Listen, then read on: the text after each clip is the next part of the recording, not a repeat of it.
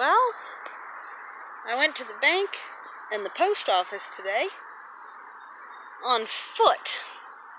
So I'm just gonna go ahead and say I smell like a 3-mile hike in 100-degree weather. It's starting to cool off. It's 94 degrees Fahrenheit right now. That's cooling off. It's toasty. Fortunately, we had another house fire that I could see on the horizon over there, but I no longer see smoke. So, I'll just wait and hope to find out nobody got hurt, hopefully. That's always shocking to come home to, but I do have some rather exciting update. I can say, indeed, that it is very worthwhile to keep your ears peeled for chainsaws in the neighborhood. This is not my chip drop. This is just a tiny bit from someone taking down a tree in the neighborhood. Not this tree. They just threw everything over the cliff when they did that. Some fly-by-night came and did that tree. I hope the tree ends up okay. But this is the results of scampering down the street and talking to a tree company who's in the process of chipping things up. I wouldn't have minded having more of these either. They'd be great for the retainer wall design that I'm doing. But and they said they'd have thrown logs in. If I knew this is what they meant by logs, I'd have been like, yeah, give me more, you know? That's nice. Anyway, so that was in the middle of my work day today. Heard chainsaws and ran out the door. So I'm super excited. I'm going to keep my chip drop order because that'll be... Comparatively, the chip drop order, the wood chips came to here and went back just as far and were taller.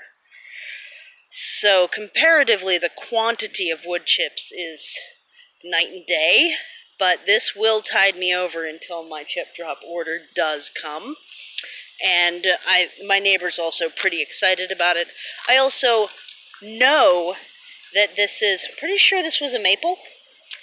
I could go down and just look at the fallen leaves around where the tree was because it's half a block away and confirm that. Maybe I could just sniff it. Oh yeah, that smells wonderful. That's gotta be a maple.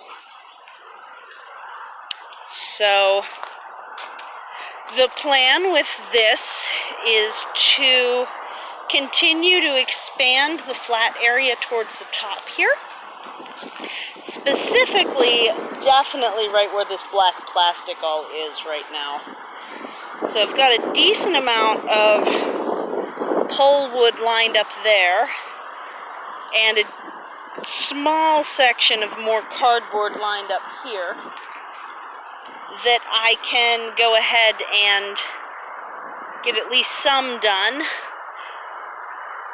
Pile up then also on top of everywhere I put mushrooms so that I know that the wine cap King Strophoria mushrooms will have enough to eat.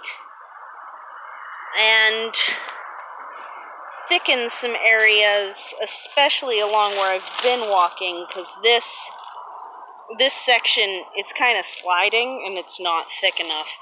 It's a few inches, not like 8 inches. In here, I was able to put down just wood chips with no substrate, just straight wood chips right on top of the ground, because it's 8 or 9 inches thick throughout. And it's perfectly well smothered things, except things that went through the ground.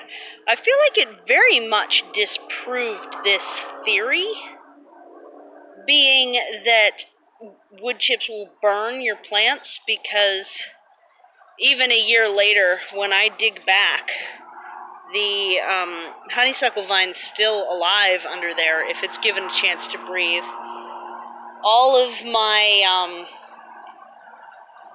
daffodils and all of the lilies that I put under, like 8, 9, 10 inches of wood chips, did just fine.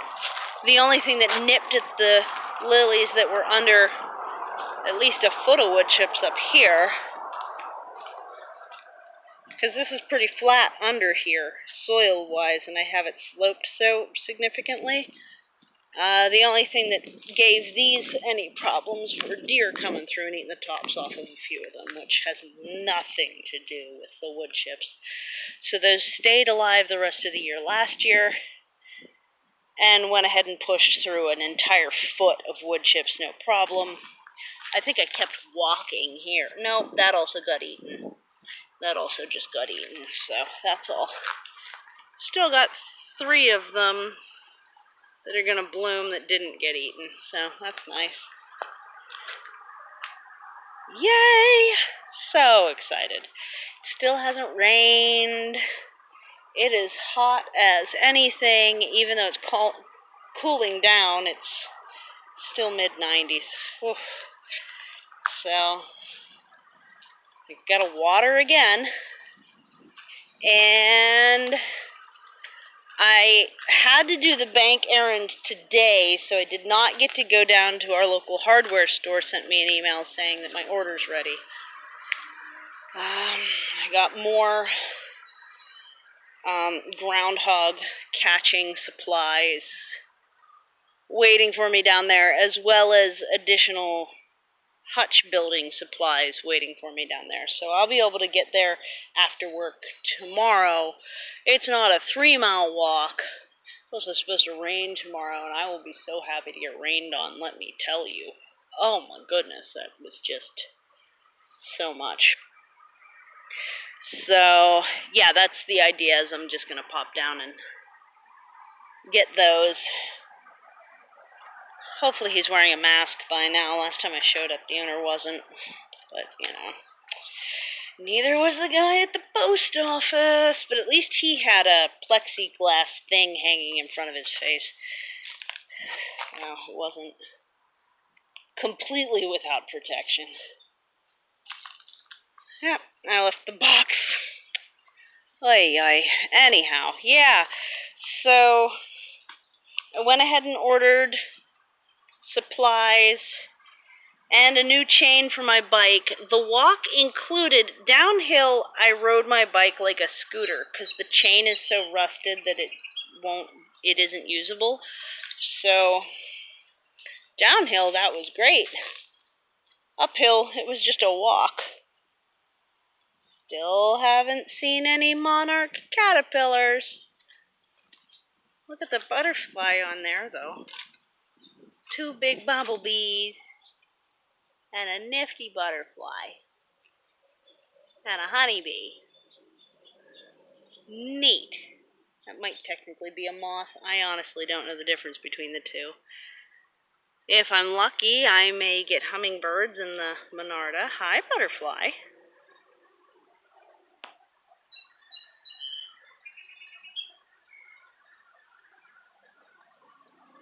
What you doing there, friend?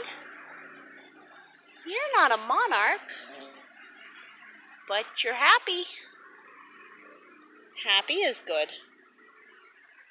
So are the bumbles and the honeybees. Everybody's happy. Yep. More wood chips.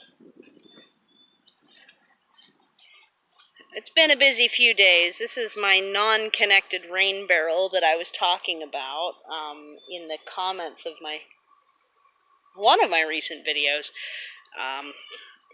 As I have mentioned this before, but its placement means that when it overflows, it goes right into the French drain, which then percolates down into the rock, because that's how French drains are supposed to work. But the problem is, it comes here, and the pressure against the side of the bulkhead just makes the water pour into the stairwell inside of here. My bottom step actually rotted and snapped. The rest of the steps are still pretty usable, and it's not that bigger of a step down, so I've left it, but I'm keeping an eye on the bottom of the the stair risers, just to be sure. But, yeah, preferably the overflow would come down, and have an overflow at the top of a pretty wide gauge so that the overflow could end up over there, rather than spilling out. But so much water comes off this roof that it's going to have to be like a big, chonky overflow. Because this design can pretty well handle the sump pump pulling it out. I don't notice like that being too much of a problem when it's just to the basement pulling it up. But I do notice if the downspout's going in full force, then it ends up in the basement. And that when I had that connected, the one and only storm that was connected, that was the only time that it flooded so bad it broke my dryer. So it was a good 2 inches across the whole basement floor. My dryer was the only exposed item, though. So this is where the sump pump lets out, and I reclaim a large amount of that water here. Enough that even during a drought, I've a little bit, but not a whole lot, had to water, but not a whole lot. These are cattails in pots, and they're happy. And this one's got 2 growing. Same with that and that. This is the only one that doesn't have multiples. But it had like a weird sun exposure that was like really dried out right here, so I piled a bunch more wood chips in there last week. And it's looking happier already. So, cattails. I'm hoping that those will spread out of the pots, because this was a city street like muck collection area, so I'm not going to eat the ones that were the originals, and I'm really hoping to be able to determine which ones were the originals at some point, and that's why they're still in pots. But it does capture a lot of water. I expanded and used some of my precious wood chips on this because they so never mow this section, my property lines here, that there was a ton of poison ivy underneath it, and I just called it. I was like, you know what, I'm done. we're gonna use some of my precious resources and just mulch that. So this is a French drain. So it's 3 sides of the house. The only side of the house it's not on is the part with the patio that has a covered roof. Yeah. So there's an update. Really, really hot day. Still definitely in drought. New wood chips. Still watering things. It's not like I'm watering a ton, and I am still getting nice succulent peas, so the soil is also doing a pretty decent job of holding on to everything. I think that's going to be a cantaloupe.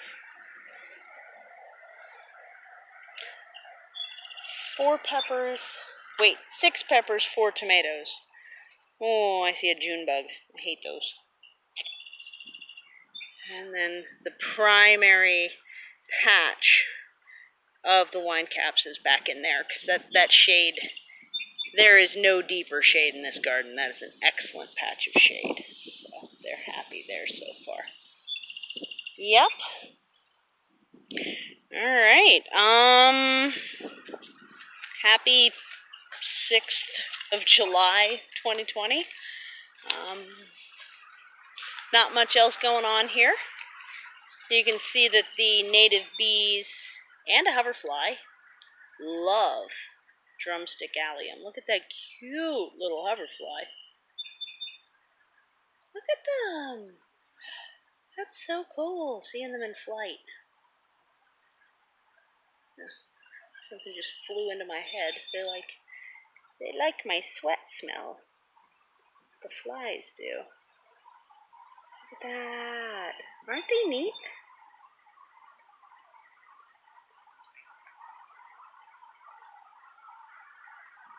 So, yeah, our native bees and similar creatures do love them some alliums. Look at this. There's so many of these endangered bumblebees.